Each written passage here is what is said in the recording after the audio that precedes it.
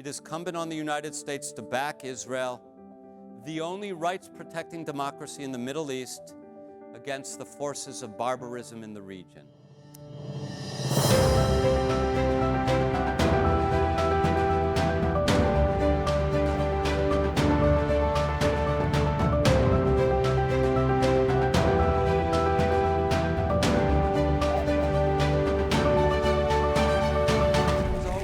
Part of Israeli strategic doctrine that Israel will defend itself, that Israel will not call on other countries to fight on its behalf. This has been both a noble strategy and a practical strategy. Noble in the sense of it's part of governing oneself, taking responsibility for oneself. Practical because it means not depending on others in your time of need. However, even though up until recently it's true that Israel has always fought its own battles, in another sense, Israel has never been independent, has always relied on others. Since its War of Independence in 1948, Israel has relied on weapons, munitions, equipment from other countries. In the War of Independence, it was mostly Eastern Bloc countries. Since around 1970, mostly, but not exclusively, the United States. And not just aircraft, although the United States is the almost exclusive supplier of aircraft, most prominently F-15s, F-16s, and F-35s. But also, the majority of Israel's munitions come from the United States. To continue to wage war, Israel is dependent upon staying in the good graces of the United States. So, in any wider war, Israel will continue to be dependent on the United States for what we've seen so far since the October 7th attacks. Intelligence sharing, the continued flow of supplies. We're talking now billions of dollars of supplies have flowed to the Israelis since the October 7th attacks. Missile defense, as we saw in April. And not least, and here is a place where I do fault the Biden administration, in the International Court of Public Opinion, we, the United States, could have done much more to explain the evilness of Hamas, their deliberate violation of the international laws of war, and the role of Iran in encircling Israel and proceeding with a war for Israel's destruction. How did we get here to where we are today? Well, history is a key to understanding geopolitical affairs. However, history is neglected almost everywhere. When I say almost everywhere, I mean at almost every university, history is neglected. Even in history departments, what is neglected is political history, constitutional history, diplomatic history, and most of all, what is neglected, military history. And if you don't believe me, I have an experiment to recommend to you. Go to your favorite top 10 or top 20 or top 50 universities. Check out the offerings at their history department. Count up how many offerings there are in military history. You won't find many. A brief history of Israel, focusing now on only one relevant dimension, because our time is short. In 1937, under the Palestinian Mandate, before the creation of the State of Israel, when what is now the land of Israel and the West Bank, Israelis call it by the biblical names Judea and Samaria, Yehuda v'Shomron, that area was occupied by Arabs and Jews, different national interests. In 1937, the Peel Commission came to Israel, recommended that this land between, as we say now, the river and the sea, and you all know, unlike so many college students, you all know that the river is the Jordan River and the sea is the Mediterranean Sea. In 1937, the Peel Commission recommended a division of the land a small part for the Jews, the vast majority for the Arabs. The Jews said, yes, we will take the deal. The Arabs said, no, no deal. We want it all. In 1947, the United Nations voted to partition this land between the river and sea, between the Arabs and the Jews. The Arabs were given the majority, a little less than the Peel Commission recommended, but the Arabs were still accorded the majority of the land, the Jews the minority of the land. The Jews said, we'll take it. The Arabs said, no way, and they launched a war on the new Jewish state, 1948. In 1967, in a defensive war against Egypt and Syria, who were pledged to its destruction, Israel seized what's called the West Bank. Again, you can see it marked out along the Jordan River, along the Jordan border. By the way, that area of land had never been part of any sovereign state since, actually, the fall of the Second Jewish Commonwealth. In any case, Israel seized what's called the West Bank, it seized the Gaza Strip, and it seized the Golan Heights in this defensive war. Israel, in the aftermath of the '67 war, offered a deal to the Arab states in the region. Land for peace. Give back some significant portion of the land we seized in a defensive war. In exchange, peace. How did the Arab League famous reply at Khartoum in the summer of 1967? With the three no's. No peace, no recognition, no negotiations. Israel ended up with more land. You see a pattern. 37, 47, 67. In each case, Arab intransigence produces a larger Israel. Let's jump to the year 2000. Actually, let's talk about the last 4 presidential administrations.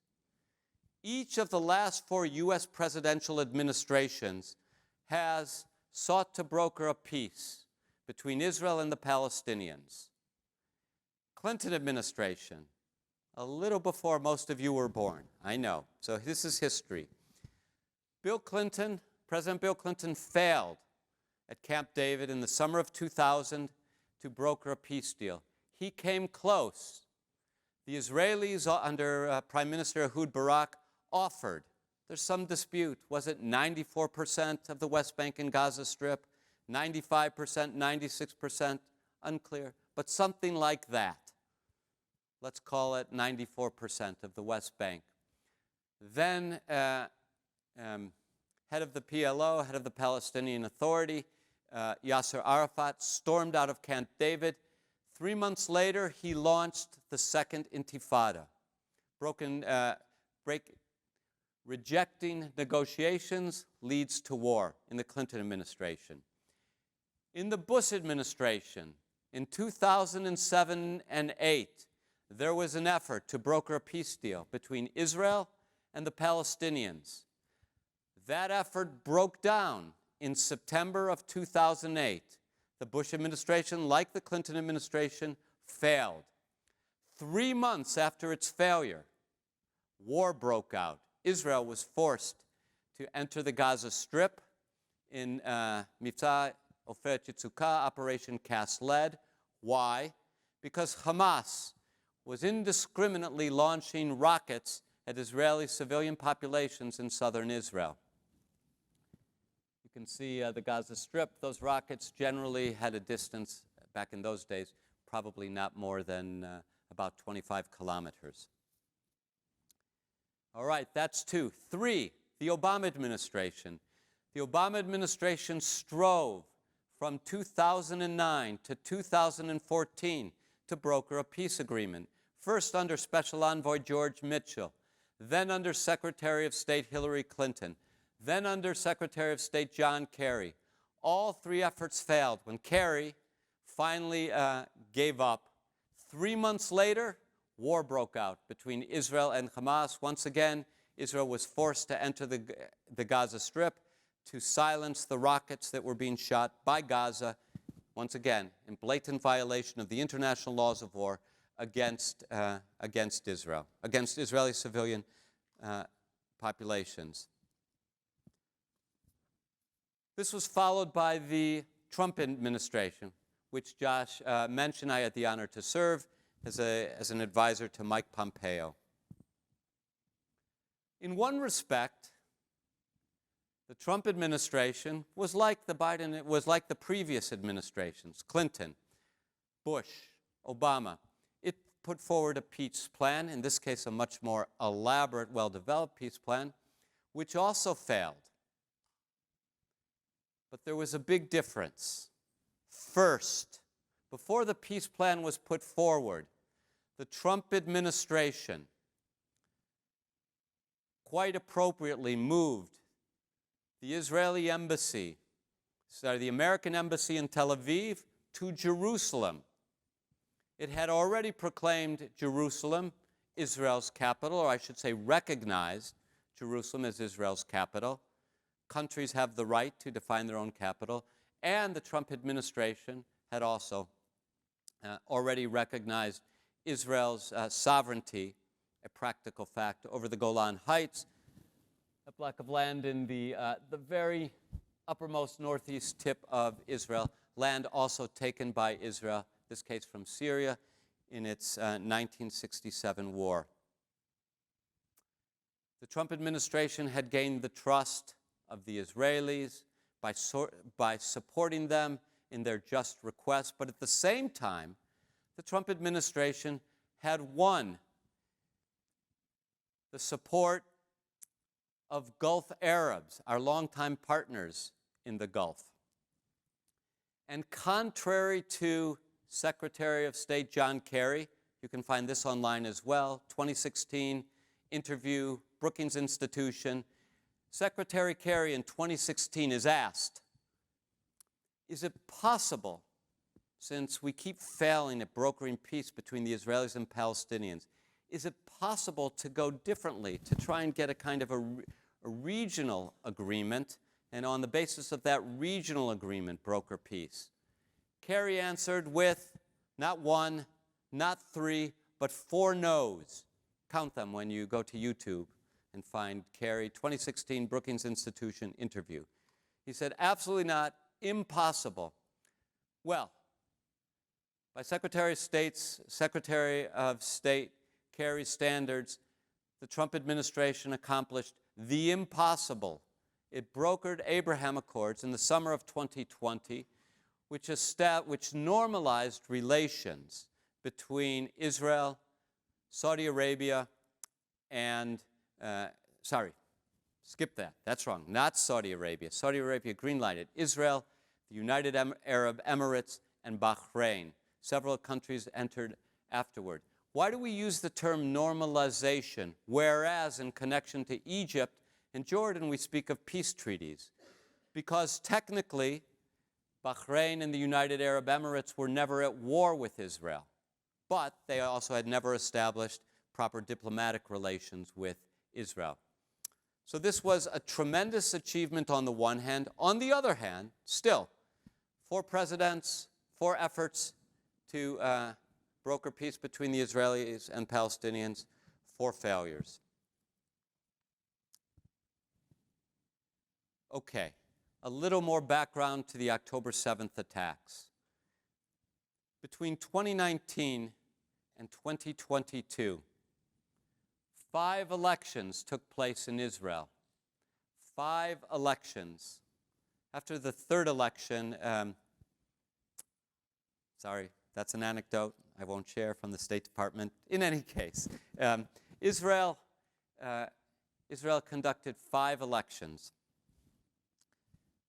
That it had to conduct 5 elections is testimony to how divided the country had become. Divided by what? We don't have time to go into the details, but I can tell you this.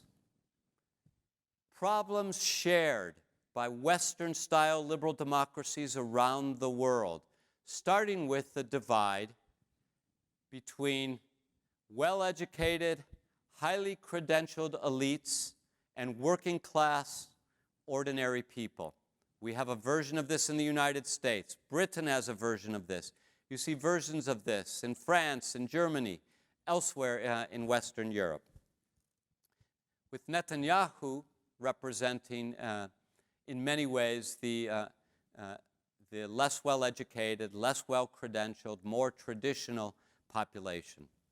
And the elites, the lawyers, the doctors, the business executives, as it happens, also the high-tech entrepreneurs, and in Israel's case, the Air Force pilots on whom the country depends, being in the opposition. So the country is bitterly divided. Netanyahu's side basically wins the first three elections, closely conducted. The opposition wins the fourth, governs for a year. Netanyahu comes back to power in November 2022. However, the country is so divided, and so much of the center-right is now reluctant to serve with Netanyahu, that he's forced to construct a government which I'm confident is contrary to his predilections, with two of the most extreme elements in the Israeli population, the Israeli Jewish population. You all know that 20% of the Israeli citizenry is Arab. The ultra-Orthodox and the religious ultra-nationalists. Suffice it to say that in early January 2023, this coalition proposed a judicial overhaul which tore the country apart. It was the dominant, indeed it was the all but exclusive issue in Israeli politics from January 4th, 2023 until 6:30 a.m. October 7th, 2023.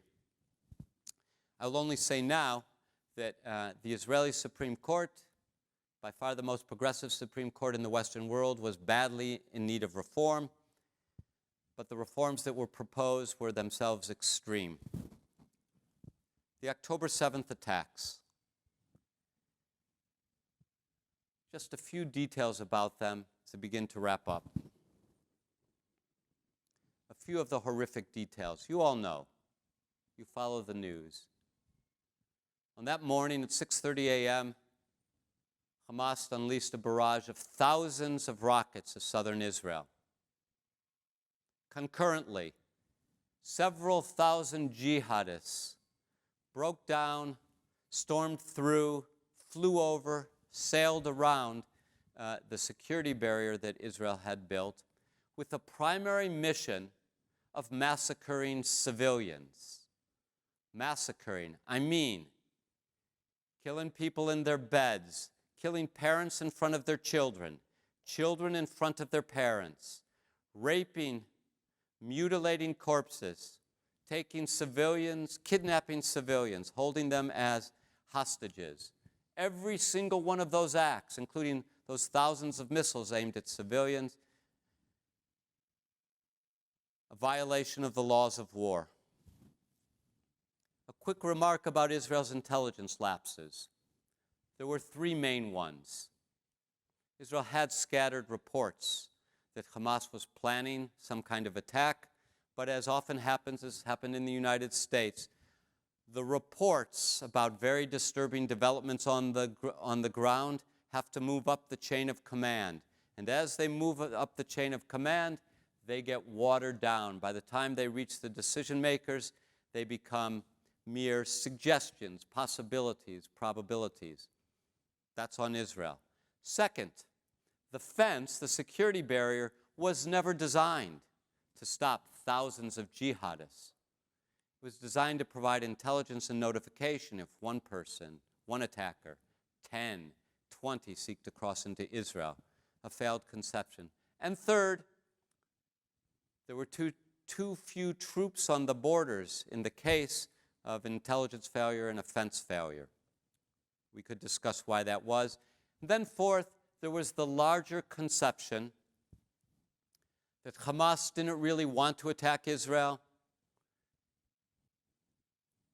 that Hamas had become more interested in taking care of the social and economic needs of its people, that Hamas had learned to live with Israel, and that by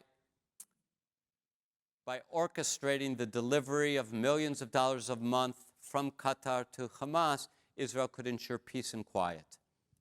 And maybe even, as some of Netanyahu's critics suggest, the Netanyahu government sought to divide Gaza, ruled by Hamas, from the West Bank, ruled by the Palestinian Authority. Israel's war aims, when they speak precisely most of the time, are to destroy Hamas's ability to wage war, destroy Hamas's ability to govern, and return the hostages.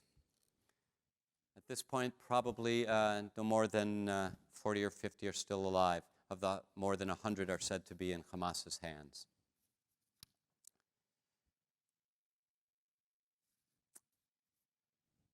Quick remark or two about the war and the universities.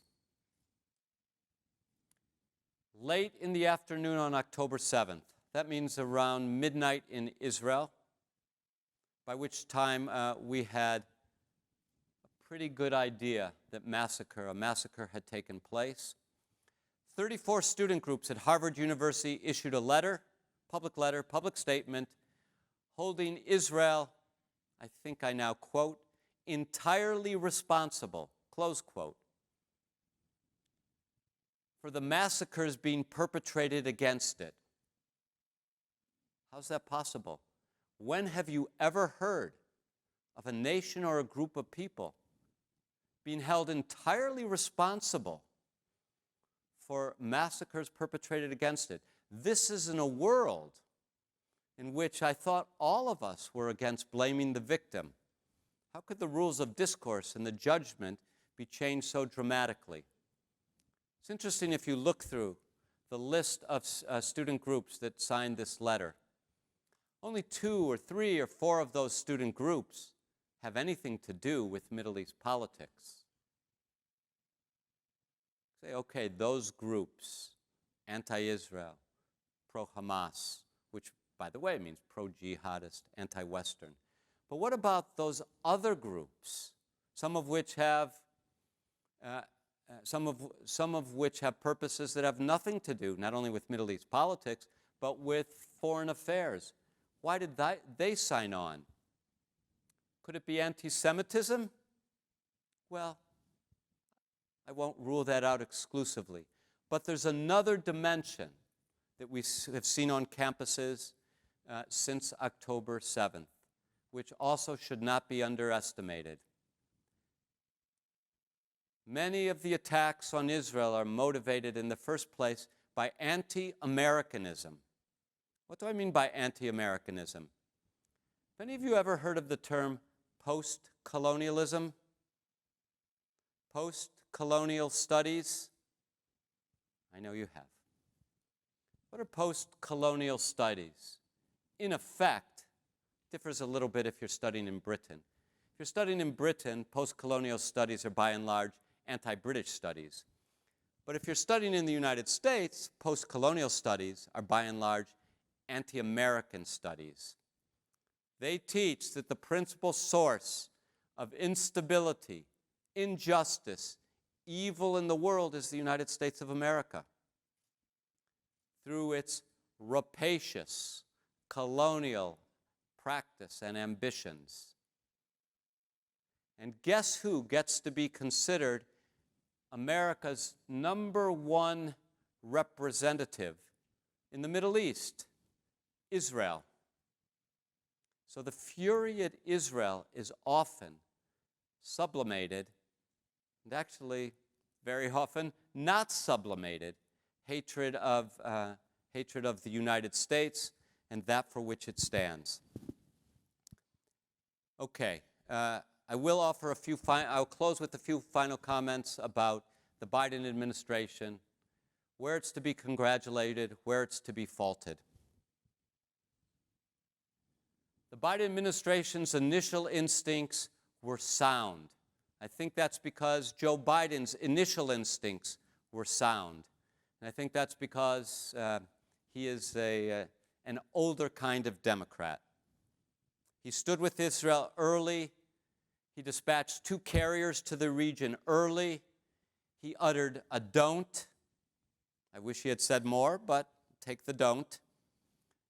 He's presided over a steady flow of weapons to Israel, many billions of dollars. He joined in an alliance in April to help Israel repel this unprecedented assault, 350 drones, cruise missiles, and ballistic missiles. Where to fault the Biden administration? One, there have in various areas been a slow walking of weapons, put pressure on Israel. Second, this has to do with public relations. Have you noticed the Biden administration always puts the onus on Israel to reach a ceasefire agreement?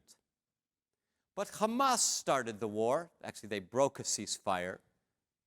Every one of their military acts is a violation of laws of war. In my view, the Biden administration from the first day ought to have been saying, we have two conditions for a ceasefire. Hamas surrender unconditionally and release the hostages.